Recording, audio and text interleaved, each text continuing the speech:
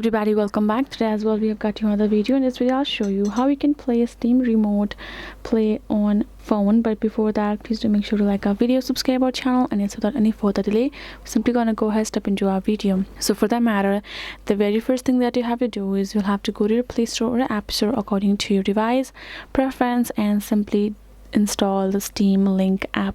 What does the Steam Link do is it basically connects your device to any computer that's running Steam, right? If you would like to simply play any Steam Remote Play games on your phone, you first of all have to install the Steam Link for you to connect your device, and simply tap on this open and make sure there in the you have your PC or your laptop is also connected and you have access the Steam launcher right there as well.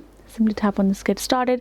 Now we can see it is asking for your access. You can see over here we have skip, rescan, and other computers. So we do not have any computer that we have launched right now in the Steam. If you have, you will find that computer over there. Once you have tapped on it, you will be able to connect your device with that computer of yours, and then you have to go to your PC. You're simply gonna go ahead, go to your Steam settings on your PC and simply choose a remote play. That will be in the option in the menu section.